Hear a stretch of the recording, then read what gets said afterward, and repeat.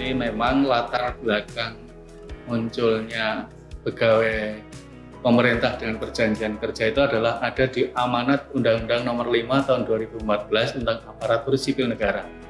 Di mana dalam undang-undang itu disampaikan bahwa ada yang namanya pegawai aparatur sipil negara yang terdiri dari PNS dan P3K, ya, singkatan dari pegawai pemerintahan dengan perjanjian kerja. Nah, latar belakangnya adalah bahwa kembali kebutuhan. Di satu sisi kebutuhan atas sumber daya manusia khususnya aparatur sipil negara itu cukup besar. Nah, inilah yang ingin dilakukan pemerintah, ingin merekrut baik melalui jalur PNS yang mempunyai keterbatasan tertentu dengan menggunakan jalur P3K, sehingga harapannya kebutuhan instansi pemerintah, terutama tenaga-tenaga yang siap pakai, yang profesional, yang tidak terikat pada usia itu bisa terlayani dan terjembatan. Itu latar belakangnya. Secara umum memang perbedaannya tidak banyak sebenarnya, tetapi kalau dari sisi persamaan sendiri kan sama-sama tadi saya sampaikan adalah sama-sama pegawai aparatur sipil negara. Yang hanya karena pengertian pegawai aparatur sipil negara, maka yang bisa mengisi hanya warga negara Indonesia. Di luar itu tidak boleh. Tetapi perbedaannya adalah salah satunya adalah terkait dengan posisi yang akan diisi. Bahwa untuk PNS itu dia memang diangkat untuk menduduki suatu jabatan pemerintah. Nah, P3K itu juga akan mengisi jabatan pemerintah, tetapi posisinya adalah dalam rangka menjalankan fungsi dan tugas pemerintah. Jadi dia tidak posisinya duduk dalam jabatan dalam pengertian bahwa dia akan mempunyai karir segala itu tidak. Itulah perbedaannya. Kemudian perbedaan yang lainnya adalah terkait juga dengan hal yang krusial adalah karena ini sifatnya semacam percepatan untuk memenuhi kebutuhan dari pegawai ASN, maka posisi pengangkatannya pun mekanismenya juga beda. Kalau PNS ada yang namanya masa percobaan selama 1 tahun, yang dimaknai adalah di situ yang bersangkutan akan dilakukan atau dilatih dengan pelatihan dasar untuk bisa siap dalam jabatan itu. Tetapi kalau P3K yang bersangkutan itu justru langsung diangkat dalam jabatan itu tanpa melalui masa percobaan. Karena tadi mereka memang diharapkan betul-betul sudah profesional, sudah betul-betul sudah kompeten dalam jabatan yang diisi oleh yang bersangkutan. Itulah yang perbedaan yang sebenarnya justru kalau saya lihat itu justru menunjukkan keuntungannya kalau kita masuk lewat jalur P3K. Ya. Karena apa? Contoh misalnya, ketika seorang calon pegawai negeri sipil sebelum diangkat PNS, ada masa sekitar 1 tahun. Dia hanya akan diberikan gaji 80%. Sedangkan P3K, begitu yang bersangkutan diangkat menjadi P3K, maka akan dibayar 100% gaji pokoknya. Itu salah satu justru kalau memang itu perbedaan, tetapi justru itu menunjukkan keuntungannya kalau kita masuk lewat jalur P3K.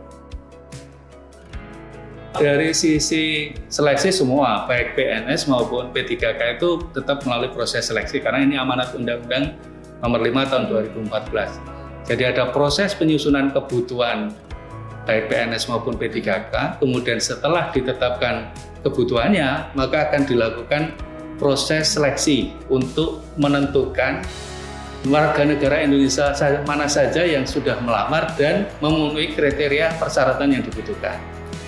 Nah, perbedaannya adalah ketika kita misalnya melamar sebagai P3K, begitu kita dinyatakan lulus, maka akan ditetapkan SK pengangkatan calon P3K.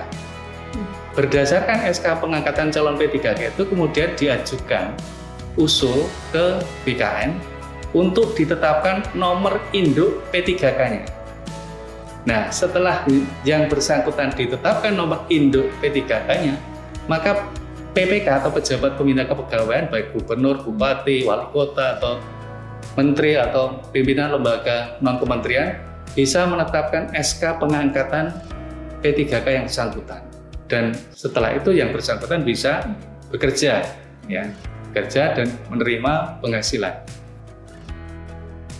P3K itu memang dia di amanat Undang-Undang Nomor 5 Tahun 2014 maupun di PP 49 Tahun 2018 terkait dengan manajemen P3K mempunyai terkait dengan hak-hak selain gaji. Yang bersangkutan juga dapat cuti, kemudian yang bersangkutan juga bisa mengikuti pengembangan kompetensi. Kalau mereka punya kinerja yang baik, yang bersangkutan itu juga akan mendapat penghargaan. Penghargaannya sama dengan penghargaan yang diterimakan PNS. Kemudian yang bersangkutan juga punya jaminan. Jaminan apa? Jaminan hari tua, jaminan kesehatan, jaminan kecelakaan kerja, termasuk juga jaminan kematian, dan bantuan hukum. Perbedaannya bantuan hukum ini adalah dalam pengertian bahwa selama yang bersangkutan melaksanakan tugas jabatannya, kemudian ada masalah hukum, maka yang bersangkutan berhak dibantu oleh pemerintah. Nah, mungkin yang menjadi perbedaan yang selama ini jadi pertanyaan adalah terkait pensiun. Tetapi amanat di undang-undang maupun di PP ke depan tetap akan diatur terkait dengan jaminan hari tua tadi. Karena apa? Sama-sama kalau di PNS itu ada yang namanya regulasi Undang-Undang 11 tahun 1969 yang mengatur pensiun PNS, bahwa pegawai negeri yang telah memberikan jasa akan diberikan kontribusi yang namanya pensiun. Maka harapannya juga pemerintah ke depan itu ingin mereka yang juga sudah berjasa itu diberikan jaminan juga, walaupun bentuknya memang masih dalam format yang dicari. Karena permasalahannya adalah P3K ini kan kontraknya beda-beda. Ada yang dikontrak 1 tahun, ada yang 5 tahun, bahkan bisa diperpanjang. Nah, ini yang perlu ada formula khusus yang diatur oleh pemerintah. Tetapi amanat di ketentuannya bahwa diharapkan mereka juga ada jaminan tersendiri untuk ibaratnya menghargai kinerja yang sudah diberikan kepada negara. Ya, begini terkait dengan masa kontrak. Sudah ada di ketentuannya di Undang-Undang 5 maupun di PP 49 itu bahwa P3K dikontrak terikat dengan masa hubungan kerja itu sekurang-kurangnya 1 tahun.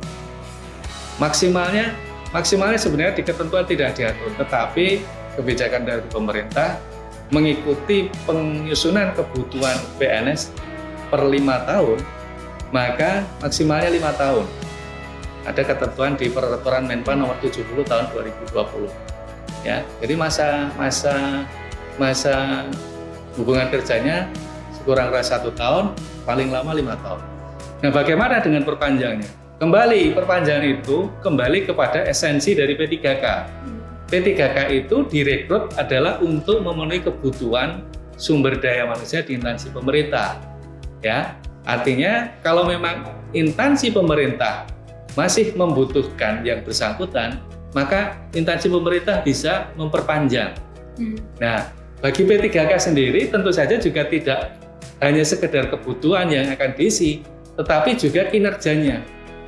Ketika kinerjanya baik, tentu pemerintah, pejabat pembina kepegawaiannya ingin mempertahankan, maka dia bisa diperpanjang. Nah, permasalahannya tadi yang ditanyakan adalah apakah mulai proses seleksi? Sebenarnya tidak.